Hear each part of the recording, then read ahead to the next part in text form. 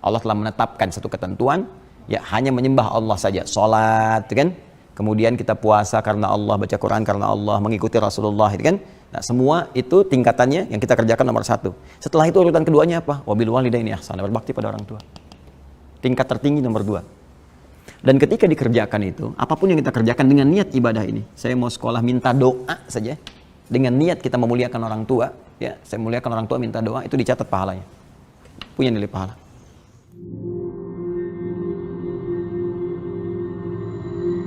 Di antara sekian aktivitas itu, ada yang paling penting untuk kalian fokuskan. Ya, kita dari bangun tidur sampai tidur beraktivitas kan? Banyak kan? Dari sekian aktivitas itu, nih ada yang paling penting. Yang kalau kita kerjakan ini akan berdampak pada aktivitas yang lainnya.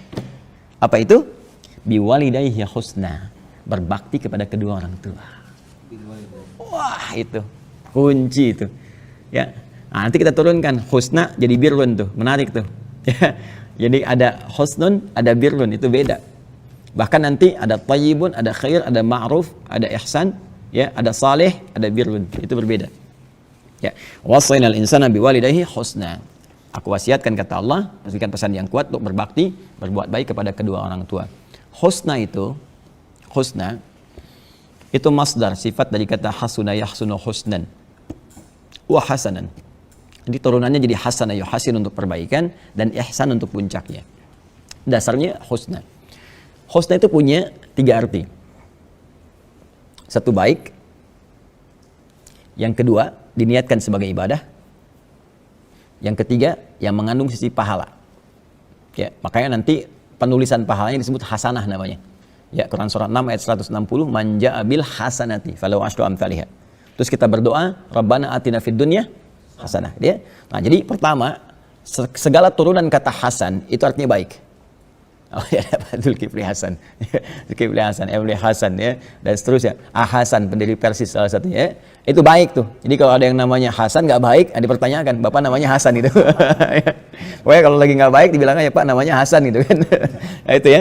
Yang kedua bukan cuma baik, yang baik banyak. Kebaikan itu diniatkan sebagai ibadah. Jadi ketika Allah memberikan gambaran berbuat baiklah kepada kedua orang tua, itu dinilai Allah sebagai ibadah dan tinggi nilainya. Makanya nanti di Quran surah ke-17 ayat 23, itu tingkat ketinggian ibadah, ya, dalam rangka berbakti kepada orang tua itu diletakkan oleh Allah setelah beribadah kepada Allah, menuhankan Allah. Wa qadha rabbuka alla ta'budu illa iyyah wa bil walidaini ihsana. Tuh, tingkat ketinggi. Jadi jangan dikira kita berbakti cuma cium tangan aja nggak ada nilainya. Tidak, itu tinggi sekali. Dan ketinggian ibadah itu terletak setelah menyembah kepada Allah Subhanahu wa taala. Dari sisi pahalanya. Ya, makanya Allah sangat murka kalau ada seseorang misalnya, mohon maaf sekali, ya baik sama yang lain, kerjakan ini sukses, tapi sama orang tuanya buruk, tidak. Ridha Allah nggak akan turun. Ya, itu bermasalah gitu. Nah, dan yang ketiga, berpahala. Ya, berpahala. Jadi saya bikin konsepsi garis ya, supaya paham kayak yang tadi tuh. Kayak yang tadi ya. Jadi kenapa menggunakan kata husna sebagai dasar yang paling singkat di sini? Untuk memberikan kesan. Jadi belum masuk ke terapan nih. Ya, baru dikasih konsepsi dulu kalau kita mau, Allah turunkan nanti secara detail dan harus mau. Ya, ini menunjukkan satu turunan kata hasuna. Ya, ini kalau ada begini ru'ah namanya.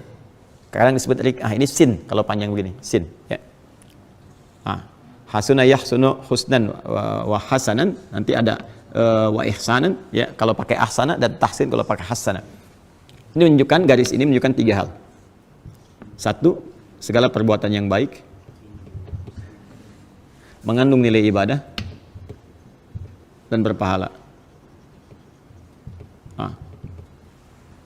Kita praktekkan dengan ayat ini dalam konteks bakti kepada orang tua. Orang tua. Ya. Wassainal insana biwalidayhi husna. Kami wasiatkan kepada setiap manusia untuk berbakti kepada kedua orang tua. Menggunakan kata ini, turunan kata ini. Artinya apa? Bakti di sini menunjukkan perbuatan baik. Kita belum masuk detail ya.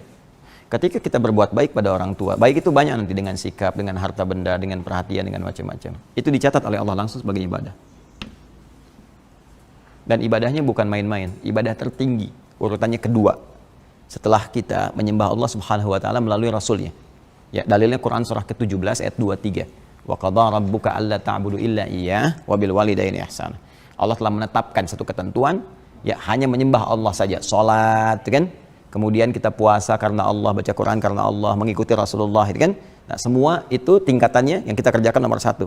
Setelah itu urutan keduanya apa? Wabil walidaini ihsana, berbakti pada orang tua. Tingkat tertinggi nomor 2. Dan ketika dikerjakan itu, apapun yang kita kerjakan dengan niat ibadah ini, saya mau sekolah minta doa saja, dengan niat kita memuliakan orang tua, ya, saya muliakan orang tua minta doa, itu dicatat pahalanya. Punya nilai pahala. Berapa pahalanya? Paling sedikit 10 kebaikan. Dalilnya Quran, surah ke-6 ayat 160. Ini Quran, surah ke-17 ayat 23. Ya, pahalanya disebut hasanah namanya. Perhatikan tuh. Ini perbuatannya, ibadahnya disebut dengan ihsan. Ya. Pahalanya disebut dengan hasanah. Ya. Bu Hasanah, ibu yang mendulang pahala dalam aktivitasnya gitu ya. Ini. Ya. Man jaa bil hasanati, siapa yang melakukan satu kebaikan yang punya nilai pahala, falahu asyru amsalihha, kami balas dengan 10 kali lipat.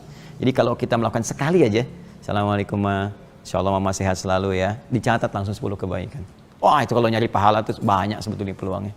Dan ibu, bapak itu luar biasa. Assalamualaikum Pak, semoga sehat-sehat, minta doa ya. Kita padahal yang minta doa, tapi kita diberi pahala. Ya. Apalagi misalnya kita support, kita berikan kasih sayang, ya.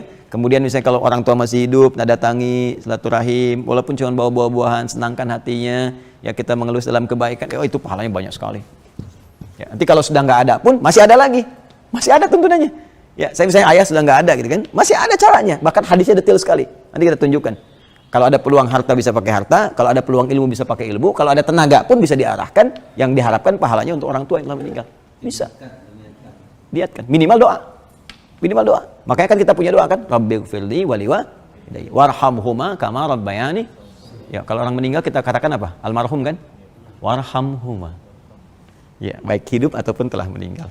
Makanya ketika meninggal kan Allahumma ighfir lahu warhamhu. Jelas ya? Nah, ini teman-teman sekalian. Nah, ini gambaran yang sangat indah dan dalilnya sangat luar biasa.